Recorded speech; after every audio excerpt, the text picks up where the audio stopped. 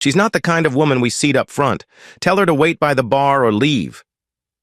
That's what Laura Bennett, the restaurant manager of Haven Bistro, said as soon as Nia Carter stepped through the front doors. The words weren't whispered. They were flat, clear, and brutal, loud enough that the couple behind Nia paused mid-conversation. Before diving into the story, I want to know, where are you watching this from? Because what happened in Atlanta tonight deserves to be heard far beyond one city. If you've ever felt overlooked, if you've ever been made small in a place you built with your own hands, stay with me, share this moment, like, subscribe, and pass it on. Because respect shouldn't depend on what you wear or who they think you are. Now.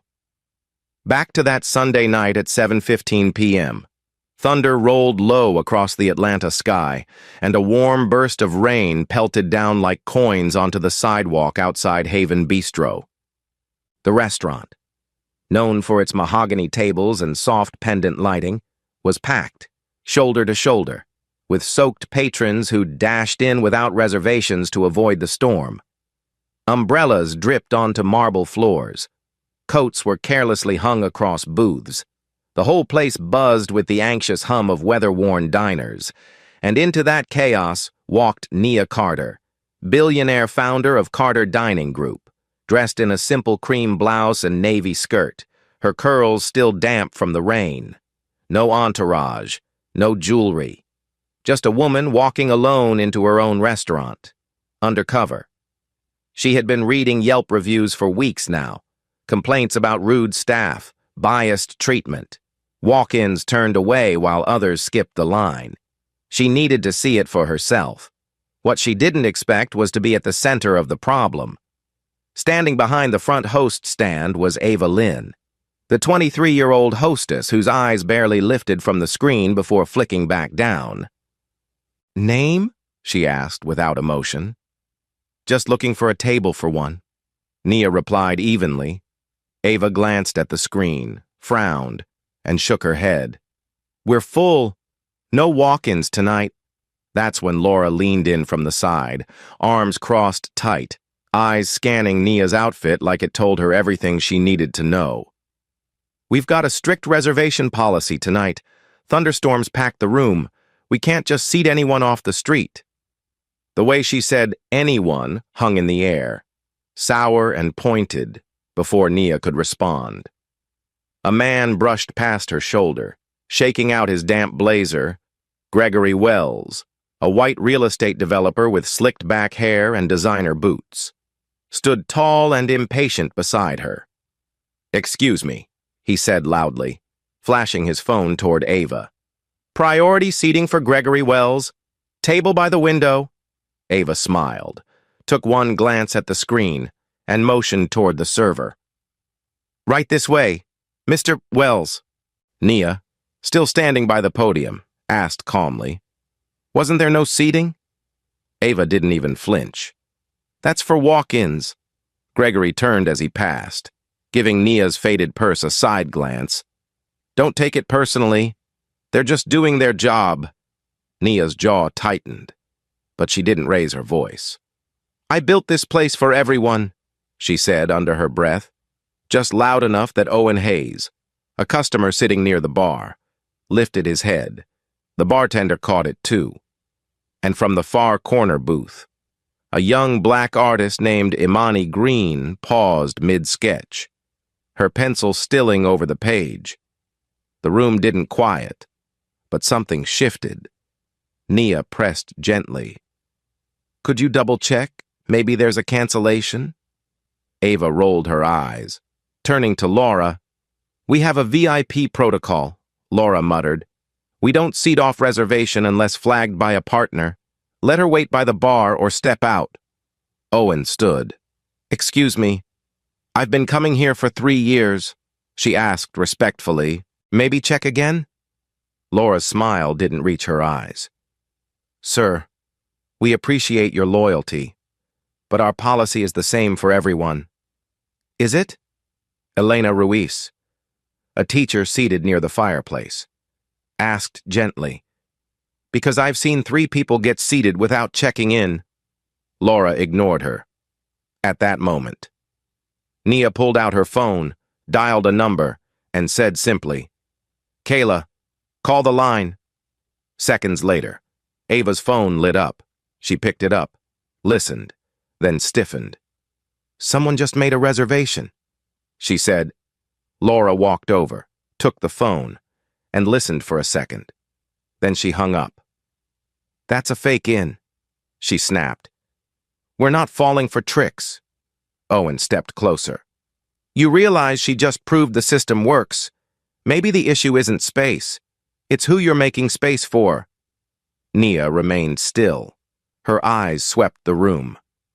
"I'd like you to log this interaction, Ms. Lin," she said softly. Ava scoffed. "This isn't corporate." "It will be," Nia replied. The storm outside cracked again, a rumble deep enough to shake the window panes. Chairs scraped, diners turned, and just then, Owen's gaze caught a flash of text on Ava's phone, highlighted in green. "Priority, Gregory Wells. No reservation needed." It read, "You have a flagging system," Owen said aloud. "So this isn't just first come, it's curated." Ava tried to snatch the phone away. "That's internal." "It's biased," Imani said, standing now.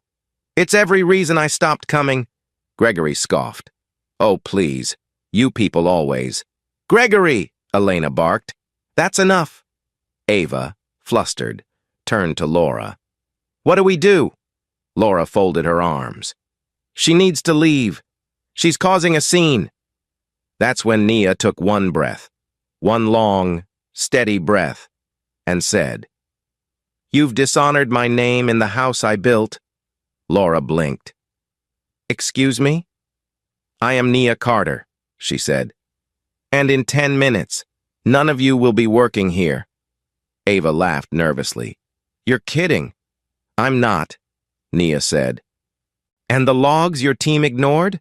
They're already being reviewed?" For a heartbeat, the room held its breath. Then Kayla's voice came through the phone again. "Confirmation received, logging all responses." Gregory paled. Laura turned to Marcus, the security guard near the kitchen. "Get her out." And yet Marcus didn't move. Not yet. Because something about Nia's voice, her calm, her control, froze the moment. Behind her, the doors opened again, letting in another gust of rain and 2 more customers, soaking wet, shaking their heads at the crowded scene. "No room?" one asked. "We saw tables open through the window." And the truth, now visible to everyone, hovered like steam over the mahogany floors. There were seats. There was space. What there wasn't was decency. And with each passing second, the room turned its gaze back to Nia, not as a walk-in, not as an inconvenience, but as someone far more powerful than any of them had realized. "You're not on the list. I've checked twice. You need to leave now before we escalate this," Ava snapped, her voice sharp enough to cut through the hum of clinking glasses and storm-thickened conversation. The dining room of Haven Bistro was still packed, still buzzing with the chaos of a stormy Sunday night. But now the energy had shifted. Eyes drifted toward the front, toward Nia Carter, standing in poise and silence, the very picture of restraint, while the front-of-house staff unraveled before her. Laura Bennett crossed her arms tighter. "You heard her.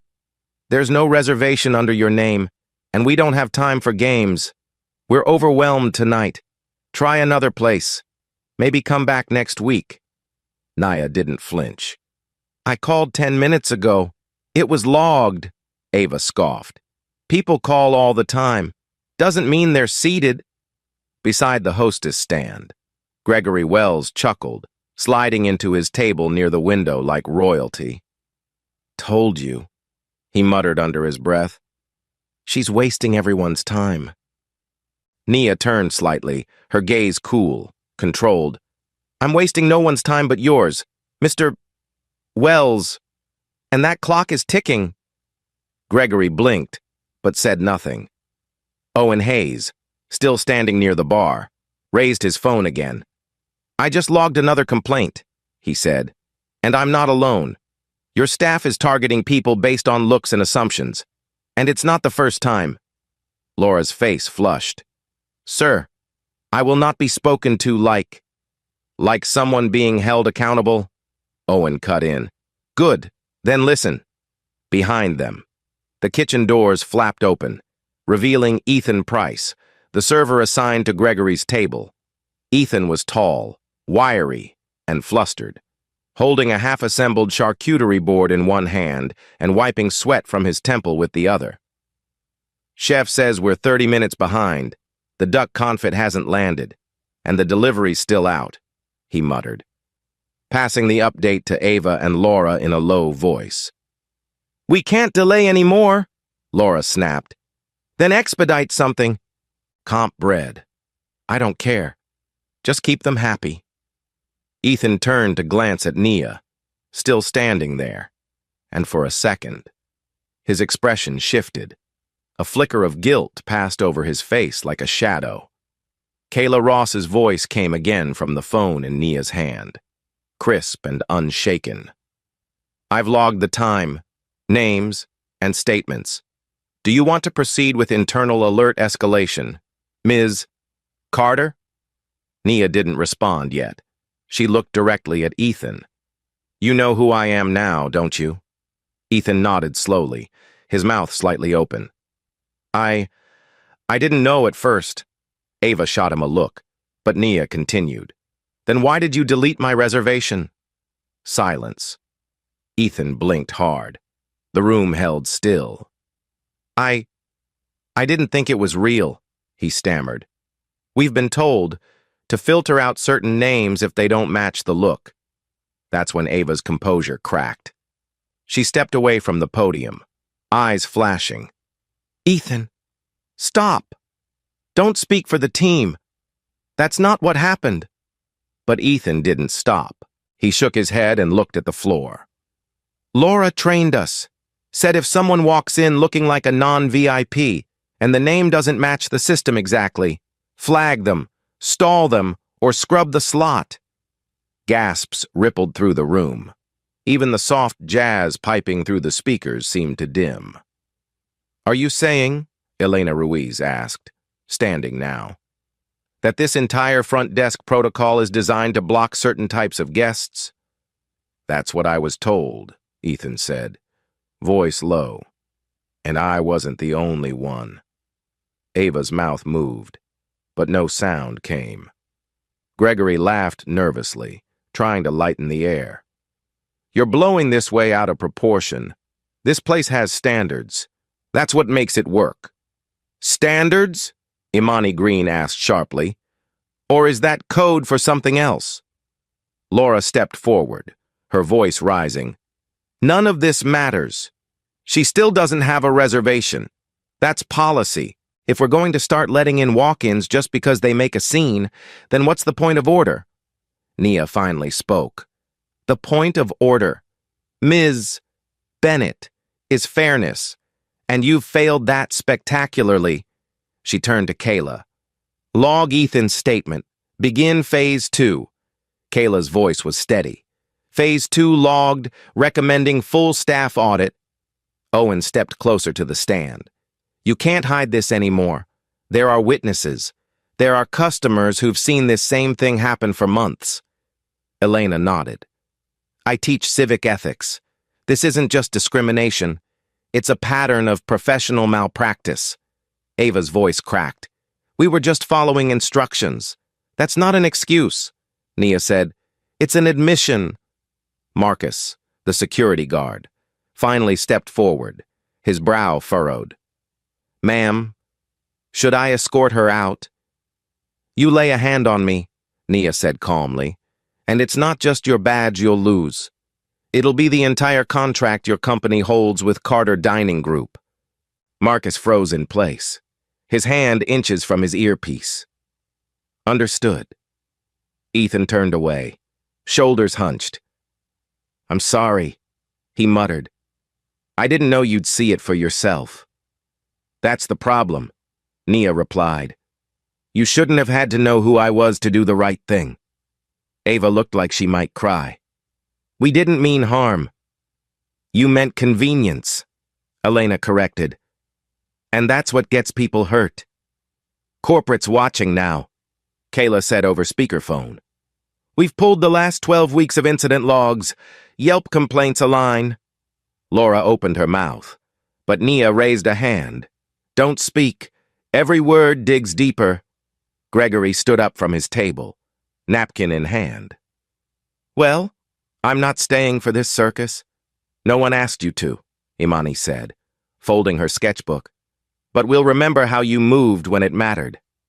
Gregory shook his head and stormed toward the exit, brushing past Nia like she didn't exist. She didn't even blink. Let it happen, she said softly to no one in particular. Then louder.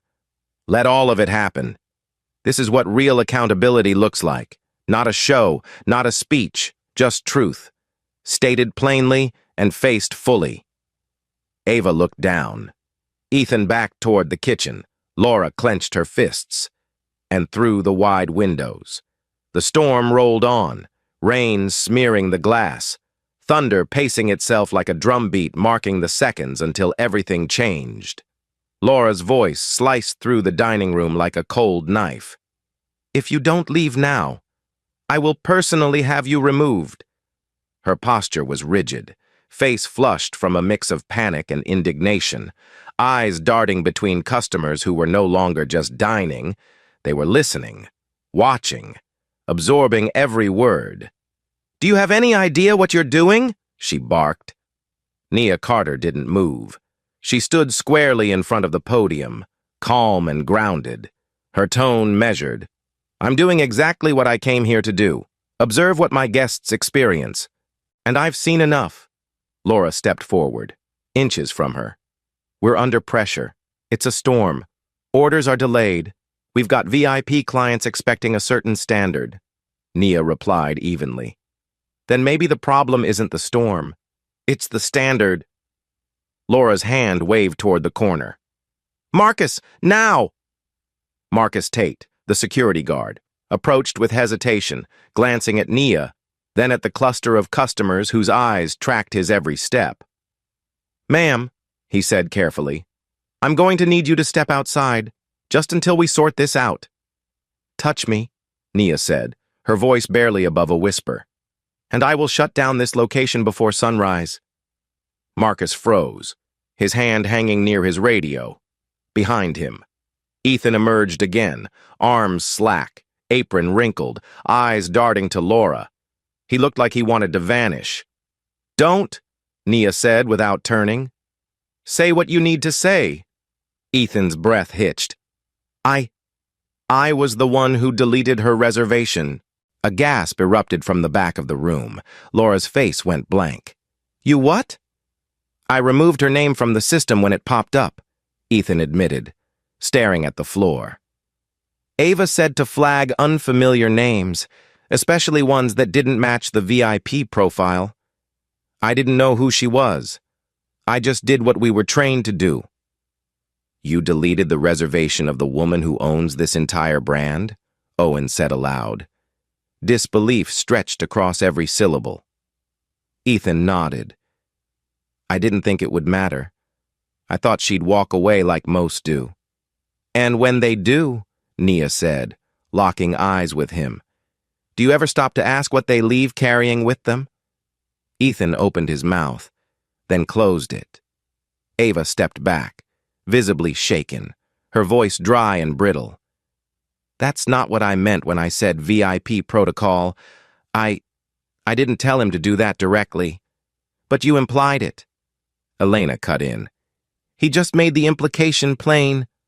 Customers were standing now, not angry, not yelling, just standing. A unified, silent resistance that spoke louder than any outburst. Marcus took a slow step back. I'm not putting my hands on her, he said quietly. That's between her and corporate now. It always was. Kayla's voice rang clearly through the speakerphone in Nia's hand. Marcus Tate, Ethan Price, Ava Lynn, Laura Bennett. Your names have been logged, statements recorded, internal response team already briefed. Laura turned to Nia, her face reddening. You can't just walk in here and threaten everyone. That's not how this works. That's exactly how it works, Nia replied. Because you didn't just mistreat a guest tonight. You disrespected the very foundation of this establishment. This isn't just about me. It's about everyone you turned away because you didn't like how they looked, or what they wore, or who you assumed they were. Gregory Wells, now standing with his jacket over one arm, tossed a glance toward the door. If I had known this was going to be some kind of social justice protest, I'd have stayed home. Then leave, Imani said, stepping forward. Go on. The rest of us want to see what justice actually looks like. I second that, Owen added, because if we let this slide, we're part of it too.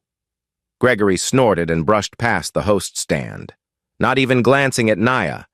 His seat remained empty, the table where he once sat, untouched and immaculate, now felt like a monument to entitlement. So what happens now? Ethan asked, voice weak. We get fired? That depends, Nia said. On what else you've been hiding? Ava looked like she'd swallowed broken glass. Her voice cracked as she said, There's a folder. Internal complaints. Not all of them were filed. Some were filtered out before they reached corporate. Kayla's voice sharpened. Where is it? Back office, Ava muttered. Bottom drawer. Labeled service notes. Nia's eyes didn't shift. Kayla, mark it. Flag for investigation. Logged, Kayla confirmed. And synced to your internal file. You held back bias complaints? Elena asked, horrified. We thought if we didn't escalate them, they'd just stop coming in. Ava whispered. You thought silence was a solution? Nia asked. No. Ava replied. I thought silence was survival. That landed heavier than anything so far, because for a moment, everyone saw her, not just as a young hostess, but as a cog in a system, not excused, but exposed. Nia looked at Ethan again. Do you regret it? Yes, he said, but I know that doesn't change what I did. Good, she said, because you'll have time to reflect on it, somewhere else. Laura straightened. You're really doing this? Right here? Publicly? Yes, Nia answered. Because this didn't happen in private. And what's broken in the open must be mended in the open too. Imani stepped forward, voice calm but firm. You're the reason I stopped bringing my friends here. I got tired of being made to feel invisible. Tonight, you gave me reason to come back. Nia gave her a small nod. That matters to me more than any 5-star review. The storm outside cracked again. One long, low rumble like a closing curtain. Then the lights flickered, once, and held steady. Marcus took another step back, arms folded. So, boss, what now? Nia turned slowly to face the dining room. Now, she said, we begin making it right. The silence that followed wasn't empty. It was heavy, full. And in that pause, something shifted in Haven Bistro, something permanent. A place once defined by silent exclusions was now filled with voices that refused to be quiet. The reckoning had arrived, and no one, not Laura, not Ethan, not Ava, could stop what was coming next. Marcus, escort her out, now! Laura barked, her voice cracking beneath the weight of the unraveling room. Her command was sharp, desperate, fueled more by fear than authority. But Marcus didn't move, not yet. His eyes shifted from Laura to Nia, then to the customers who were no longer passive diners, but active witnesses. He could feel the air tighten. This wasn't just a confrontation anymore. It was a reckoning. Do it! Laura shouted again. Marcus sighed and took one step forward, placing his hand lightly on the edge of the hostess stand. not yet reaching for Nia. "Ma'am," he said, almost gently, "I really don't want to make this worse." "You don't have to," Nia replied calmly. "You just have to decide what side of this you're on." A pause followed, tense, breathless, until Ava, visibly shaken, tried to deflect. "We still need to control the room. She's disrupting service. Look around. This isn't normal." "No," said Imani Green, rising from her table. "It's not normal, but it is necessary." "Sit down," Laura snapped, turning toward her. "This doesn't concern you." "It does," Imani shot back, her voice firm. "I've been ignored here. Talked down to... And now you're trying to remove the one woman who's actually standing up?" "You people always twist things," Gregory muttered from the entryway, still lurking near the door. "Enough," said Owen, stepping beside Imani. "You're the only one twisting now." Laura's face twisted in disgust. "Security! Both of them! Out! I won't ask again." Marcus looked at her and shook his head. "No, I'm not doing it." "Excuse me?" Laura snapped. "You answer to me." "No," Marcus said, turning toward the dining room. "Not anymore." He cleared his throat. "Ms. Carter, I need to say something. You're not the first to walk in here and be turned away. I've seen it. I've enforced it. Not because I wanted to, but because Laura told us to follow a verbal script. If someone didn't look like a regular, we were told to delay, deflect, or redirect." The room fell still. Nia tilted her head, her voice measured. "You're saying she gave verbal orders to discriminate?" "Yes," Marcus said. "She'd say things like, 'That one's not VIP material,' or 'Let's keep the look upscale tonight.' I didn't question it. I should have. That's on me." Ava's hand flew to her mouth. "You said those things in front of us, Laura, all the time." Laura paled, taking a step back. "That's not what I meant. You're twisting my words." "No," said Ethan quietly. "You just never thought they'd echo back." Nia looked toward Kayla's phone, still connected. "Kayla?" "Recording captured. Marcus's statement logged," came the crisp reply. "Laura Bennett's conduct confirmed under multiple staff accounts." Laura turned to Ethan. "You're going to let them destroy everything we built?" Ethan shook his head. "You destroyed it the moment you taught us to hide the truth." "That folder." Owen reminded everyone. "Ava said there's a file of complaints. In the office. Hidden from corporate." "It's real," Ava admitted. "I saw it every shift. Laura kept it locked unless someone she didn't trust was working." Elena stepped forward from her table, her voice calm but firm. "This isn't a restaurant anymore. It's a case study. And we're all witnesses." "Kayla," Nia said, never raising her voice, "advance to Internal Response Tier 3 and inform legal that staff statements have been made in front of verified third parties." "Confirmed," Kayla said. "Legal team notified.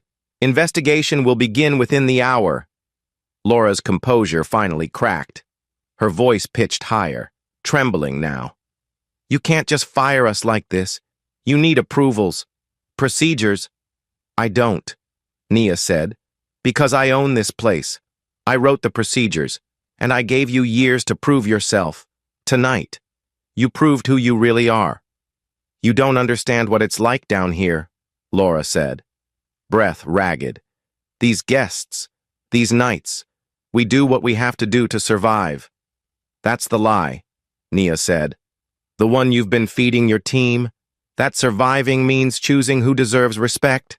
That pressure justifies prejudice, but it doesn't. It never has." The thunder outside rolled again, distant now, like a warning heading somewhere else. Inside. Haven Bistro had gone utterly quiet. Imani placed a gentle hand on Nia's shoulder. "I almost didn't speak up, but I'm glad I did." "So am I," Nia said softly. And this place will be better because of voices like yours. Marcus lowered his head. I should have said something sooner. You said it now. Nia told him. That matters. Laura looked around and realized no one was defending her anymore. Not Ava, not Ethan, not even Marcus. I gave everything to this job, she whispered. And you gave away your integrity. Nia replied, Which one of us made the worst trade? No one answered, because deep down, they all knew. Nia didn't raise her voice. She didn't have to. She simply stepped forward, past the podium, past Marcus, past Laura, and faced the dining room as though it were a boardroom. My name is Nia Carter, she said clearly, her voice unwavering. I am the founder and CEO of Carter Dining Group. I own Haven Bistro. And as of this moment, Laura Bennett, Ava Lynn, Ethan Price, and Marcus Tate, you are all relieved of your duties. A sharp intake of breath rippled through the room. Laura gasped. Ava looked stunned, blinking like she'd just stepped out of a nightmare. Ethan slumped where he stood, eyes glued to the floor.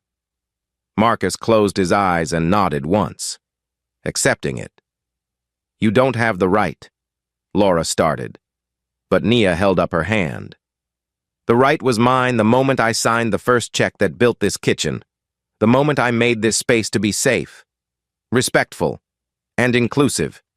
You turned it into something else, something small, something selective, and I will not allow that to continue. Not for another night. Not under my name. The storm outside had quieted to a soft rain, but inside, the pressure had only just shifted. Guests watched silently, some with phones in hand, not to record, but to bear witness. What you saw tonight wasn't a show, Nia continued. It was a test. For weeks I've been receiving complaints. On Yelp, through our private feedback line, even from former staff who were afraid to speak publicly. I gave this team time to improve. Instead, they buried the evidence, and now we dig it back up. She turned slightly toward Kayla's voice, still echoing through the speaker. Begin the fund announcement. Kayla's voice came steady. Effective immediately. Carter Dining Group is launching a $12 million dining equity fund. Its purpose, to retrain hospitality staff across all our properties with a focus on bias awareness, service equity, and workplace accountability. Haven Bistro will be the flagship pilot location. There was a beat of silence. Then someone clapped, then another, until a soft wave of applause rose, not thunderous, but meaningful. The kind of applause that came from shared relief. No more silent seating protocols, Nia said, eyes still on Laura. No more back-office filtering, no more treating customers like they have to prove they belong here. This restaurant belongs to everyone who walks in with dignity. Laura's hands trembled. You're ruining careers. You ruined them, Nia said. I'm just making the damage visible.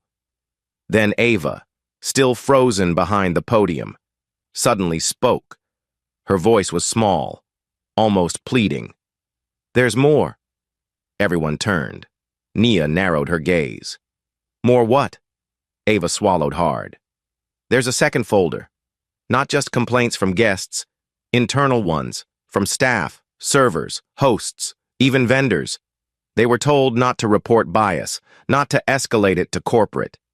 Laura said it would make the location look bad, so we kept it in a separate drawer, labeled non-critical. Ethan's head snapped up. You told us those were training notes.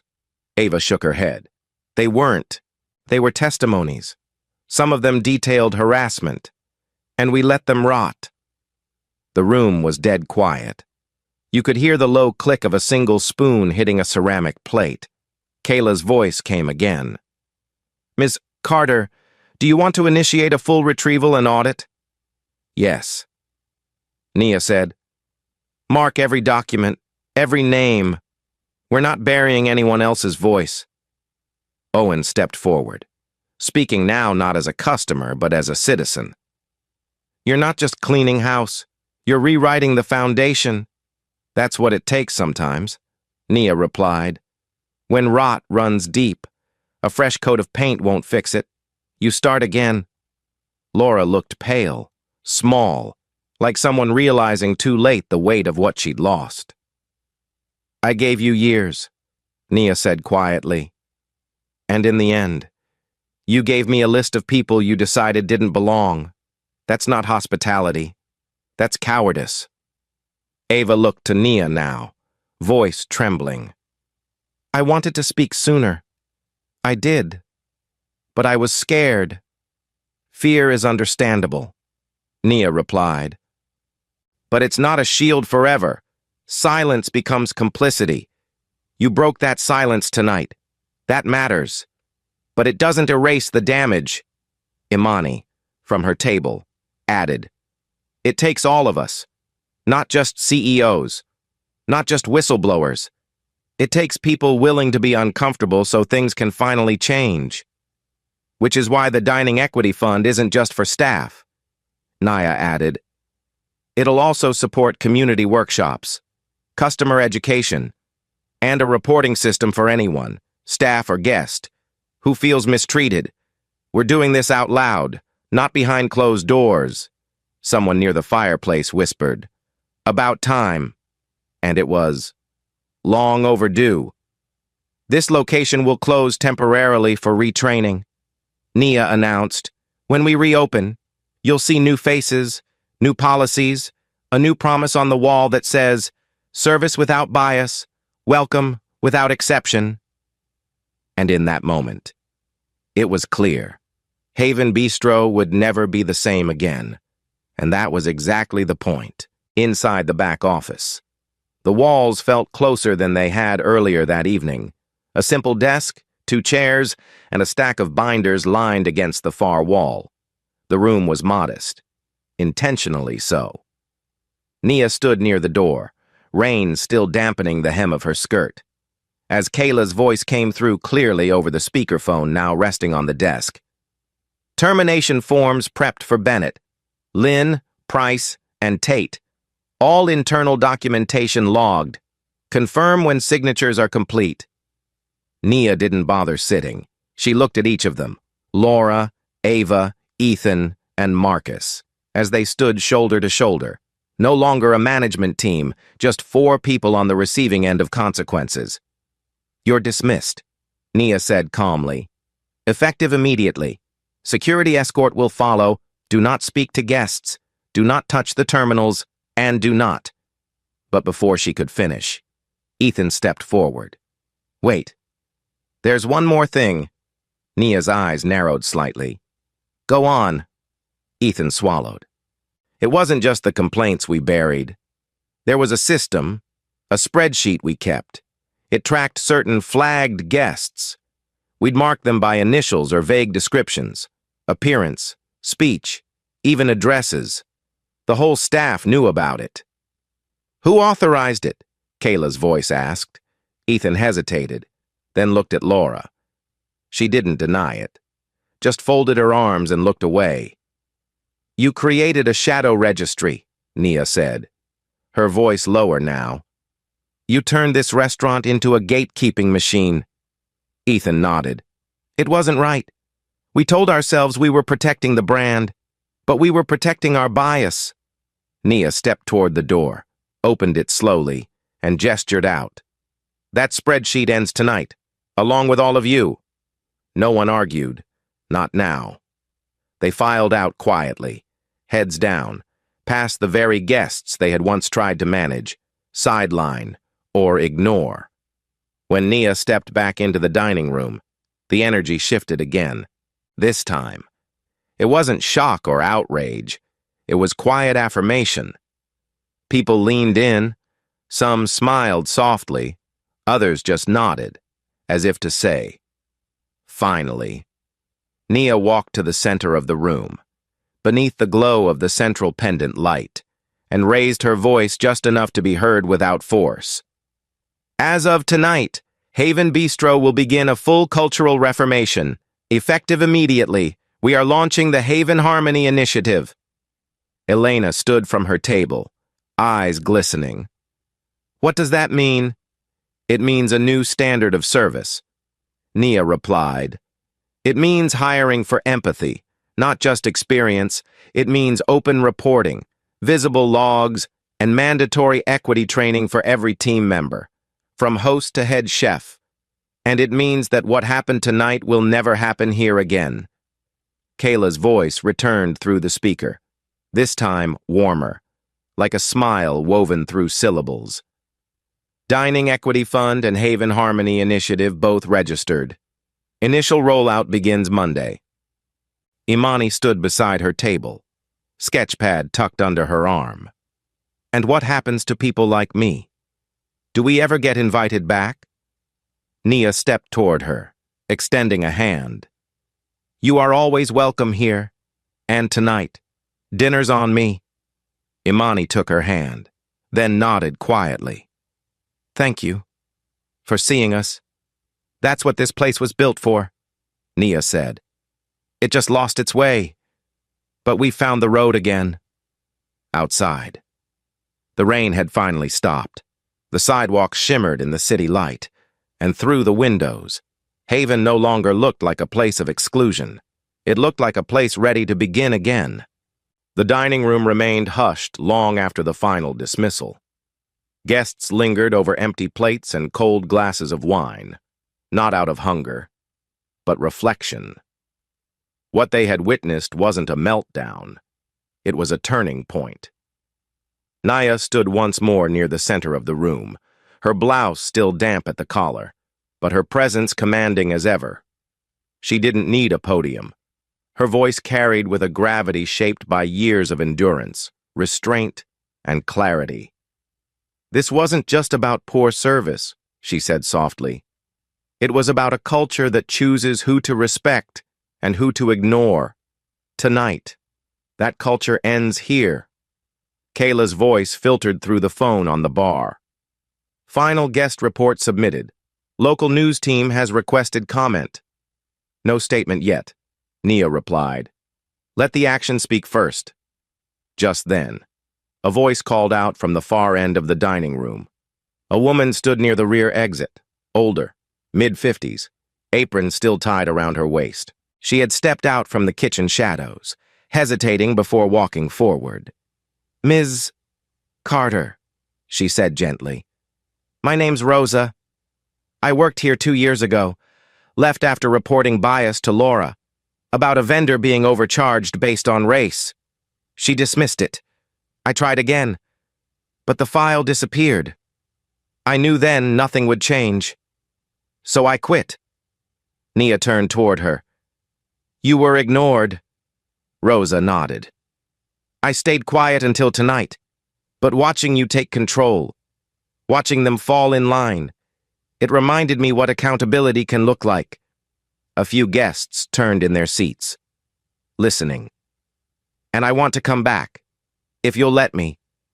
I want to be part of building it right this time. Nia's answer came without pause. Come see me Monday morning. Haven needs people who never stopped caring.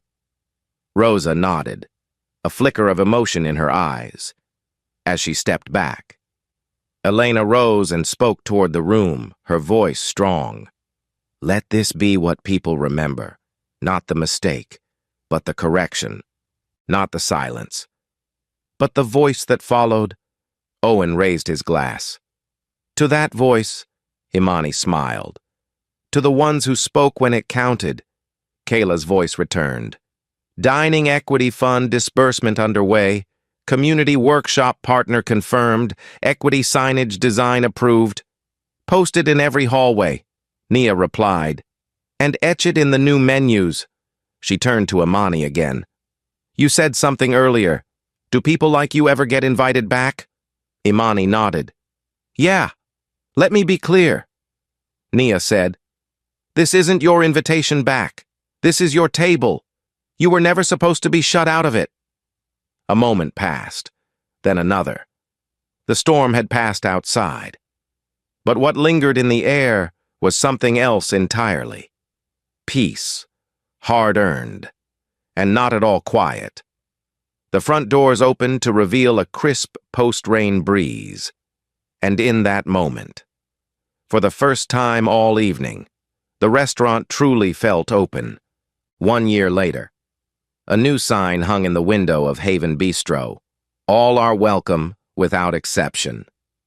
Inside, guests dined beneath new pendant lights. Staff rotated tables with warmth and confidence, and reviews on Yelp now praised the food and the heart behind it. The once hidden logbook now stood in the open, available for every guest to see. The bias folder had been shredded, replaced by the Haven Harmony Guidebook, mandatory reading for every new hire, and at the center of it all.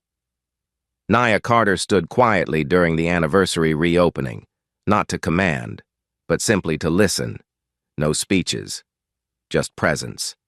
A local high school culinary student offered a mentorship through the Dining Equity Fund, brought her a glass of water and said, "Thank you for making space." Nia smiled. "It was always yours. I just finally cleared the table." And with that, she stepped aside, letting the next chapter begin without applause, but with purpose. Because real reform isn't loud. It's lasting. If you've ever been judged by how you look or denied something you rightfully deserved, share this story, like, subscribe, and help spread the message.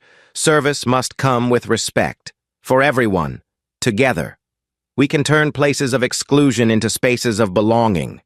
Change begins with speaking up, and it starts with you.